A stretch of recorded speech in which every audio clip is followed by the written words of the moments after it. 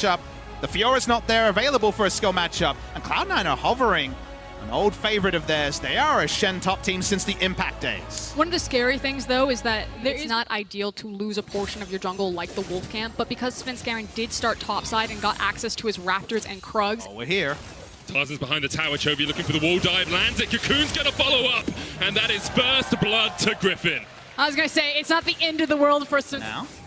At the moment, the two solo lanes for Griffin consistently harassing their opponents. Tarzan using the pressure they've generated to get into the jungle to take some of these camps. But Svenskeren will get the Scuttle Crab. Fear coming off. Here comes Sword from the top lane. Licorice on his way to help as well, but he's already down to half HP. There lands the Shuriken. Svenskeren pulls the Spell Shield. Taunt coming out, but Licorice will pay for this with his life. There's no escape. You have to feel the flash won't be used, and he falls for the second kill of the game. Pretty poor communication there from the entire time for Cloud9, but they have been so delayed in trying to reach it.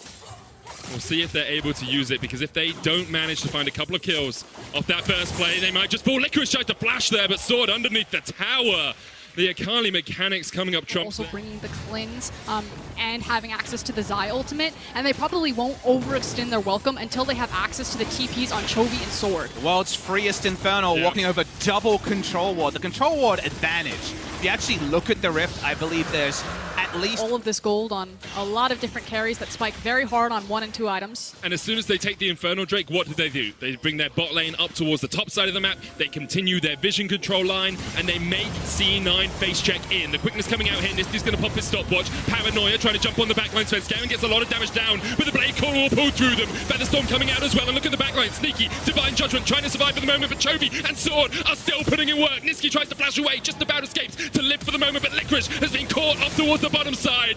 Niski will fall, Licorice will fall, C9 will fall. They'll even take one under the towers for good measure. 7-0 to Griffin. And Griffin decide to go after Chovy because Akali has the Shroud, probably not the greatest target. That they have someone set up to get chip damage on a tower or somehow trade. It's one of those old adages that can be applied. Rakan can jump away.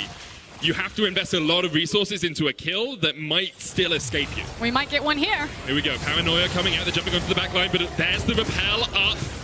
And you can see Tarzan falls in the middle of them all. Shut down for C9. They find a single kill. They're on the board. That's the important thing. Objective to fight around. So that's a sort of misfight from Griffin where they could have just been spread across the map a bit better. Seeing the TP. Oh! Blade Core does a lot of damage there to Svenskeren. The charm coming out. Sneaky's the one caught up in it. Underneath the tower, he will fall. And now the chase is on. Svenskeren with a great shield. He'll fall in the end, though, and Zazel follows shortly after. It's a double for Sword. He's 6-0-0 on this Akali. And it felt pretty good for Cloud9 for, I'm going to say, 15 seconds there before Griffin showed up. Cloud9 didn't even get the tower, now looking in the mid lane. They know Niski doesn't have ult here. The Hextech ultimatum will lock Niski in a box, and that box will end up being a coffin. He falls in the mid lane. Tower goes down in the top. That Papa keeps alluding to. Now that you don't have the Galley ultimate, that's just another piece that objectives, they cannot afford to give up Baron.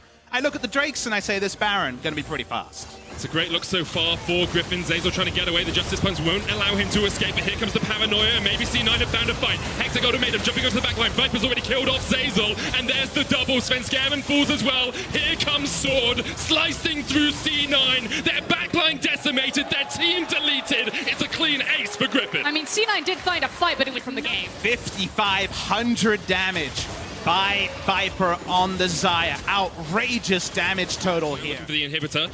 You can see Sword is down towards the bottom side of this, keeping Licorice busy. Here comes the Paranoia. The one punch has been thrown by C9, but they really don't have the damage to take down anyone. Griffin, Lehen's still alive. Viper there as well. They just clean them up. You can't even cast this. It is disgusting to watch. Dirty stuff from Griffin. No response from Cloud9.